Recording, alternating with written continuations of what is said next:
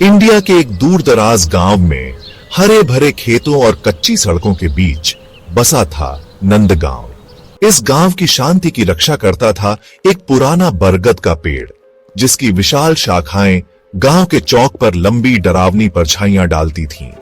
गांव वाले इस पेड़ की पूजा करते थे क्योंकि इसकी उम्र अनगिनत मौसमों और अनकही कहानियों की गवाह थी। लेकिन श्रद्धा के नीचे डर का साया भी था, एक बेचैनी जो पीढ़ी दर पीढ़ी फुसफुसाई जाती थी। गांव वालों का कहना था कि बरगद का पेड़ श्रापित है। गांव वाले अजीब घटनाओं, रात में चलती परछाइयों और हवा में आती आवाजों की बातें करते थे। बच्चों को चेतावनी दी जाती थी कि अंधेरा होने के बाद पेड़ के पास न जाए, और बड़े भी सूरज ढलने के बाद इसकी विशाल उपस्थिति से दूर रहते थे। अपनी उलझी हुई जड़ों और फुसफुसाते पत्तों वाला यह बरगद का पेड़ एक काला राज छुपाए हुए था, एक सच्चाई जो इसके प्राचीन हृदय में गहरे दफन थी। एक मनहूस रात पूर्णिमा की भूतिया रोशनी में युवा राहुल, जो अपने साहसी स्वभाव के लिए जाना जाता था, ने गांव की कहानियों को चुनौती देने का फैसला किया। उसने श्राप और आत्माओं की कहानियों का मजाक उड़ाया, यह दावा करते हुए कि उसे किसी चीज का डर नहीं है।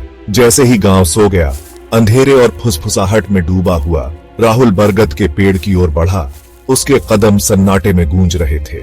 मुझे किसी चीज का डर नहीं है, ये बस बुढ़ियों की कहानियां हैं। उसने पेड़ के चारों ओर 3 बार चक्कर लगाया।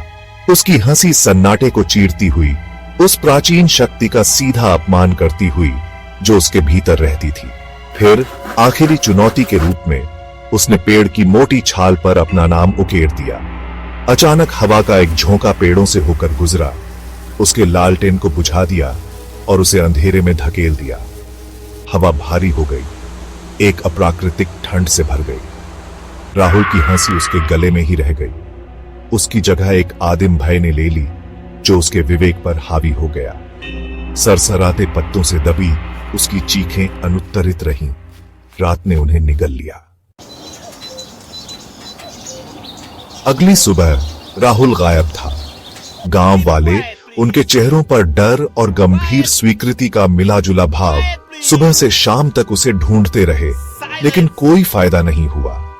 लापता युवक का एकमात्र संकेत बरगद के पेड़ के नीचे एक खौफनाक दृश्य था।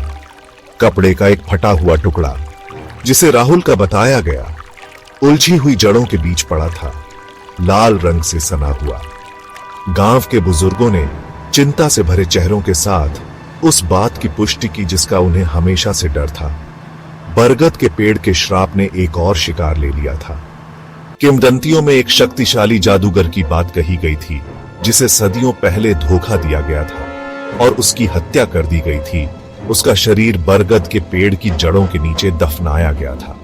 उसकी बदला लेने वाली आत्मा, जिसे शांति नहीं मिली, पेड़ के भीतर फंसी हुई बताई जाती थी, जो किसी भी मूर्ख व्यक्ति के डर और जीवन शक्ति को खा जाती थी, जो उसके क्षेत्र का अनादर करता था। गांव वालों ने परंपरा और डर से बंधे क्रोधित आत्मा को शांत करने के लिए प्राचीन अनुष्ठान किए, प्रार्थनाएं और बलिदान चढ़ाए और आगे की त्रासदी को रोकने की उम्मीद की। राहुल के लापता होने और गांव के भूतिया बरगद के पेड़ की खबर शहर पहुंची, जिसने दोस्तों के एक समूह, अविनाश जो समझदार लीडर था, प्रिया तर्क की व्यावहारिक आवाज और विक्रम रोमांच चाहने वाला संशयवादी की रुचि को जगाया।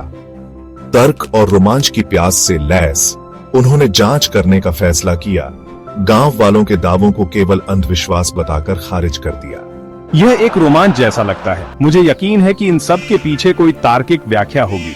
हमें सावधान रहना चाहिए। भले ही यह सिर्फ एक अंधविश्वास हो, लेकिन गांव वाले वाकई डरे हुए लग रहे हैं। वे 1 हफ्ते बाद नंदगांव पहुंचे। उनके शहर के संशयवाद का सामना गांव वालों की आशंकित नजरों और फुसफुसाती चेतावनियों से हुआ। निडर होकर उन्होंने गांव के किनारे अपना डेरा डाल दिया। उनके तंबू प्राचीन बरगद के पेड़ की पृष्ठभूमि के खिलाफ एक अलग तरह से दिखाई दे रहे थे, जो एक मूक प्रहरी की तरह उन पर मंडरा रहा था।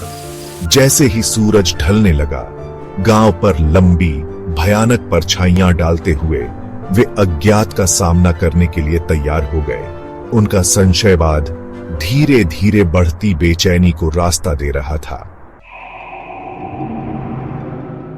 पहली रात बेचैन करने वाली आवाजों और अजीब घटनाओं का सिलसिला था।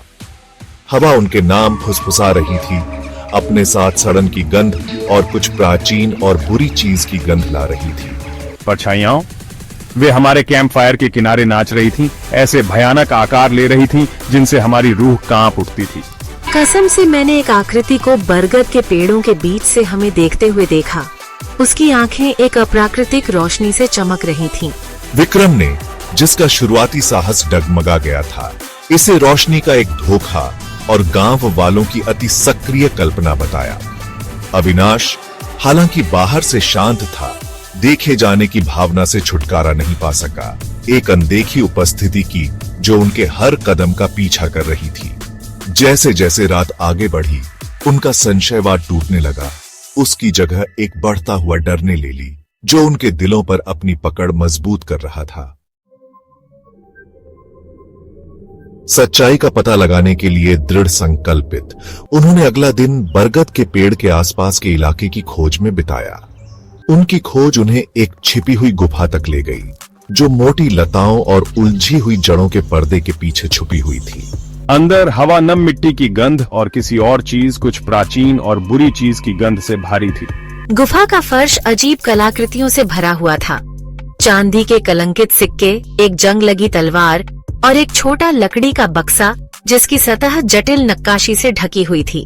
जैसे ही अविनाश ने बक्से के लिए पहुंचाया, एक खून जमा देने वाली चीख हवा में गूंज उठी। प्रिया ने, उसका चेहरा डर से पीला पड़ गया, गुफा के एक अंधेरे कोने की ओर इशारा किया। वहां परछाइयों से निकलती हुई एक भूतिया आकृति थी। उसकी आंखें एक ठंडी, द्वेषपूर्ण रोशनी से जल रही थी। यह जादूगर की आत्मा थी। उसका भूतिया रूप गुफा में श्रापित वस्तुओं से बंधा हुआ था। आत्मा उनके घुसपैठ से क्रोधित होकर उन पर टूट पड़ी। उसकी आवाज एक भयानक फुसफुसाहट थी जो गुफा में गूंज रही थी।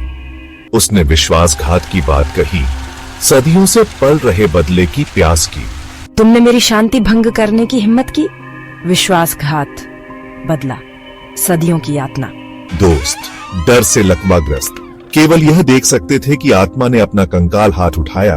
उसकी हड्डी वाली उंगली सीधे विक्रम की ओर इशारा कर रही थी।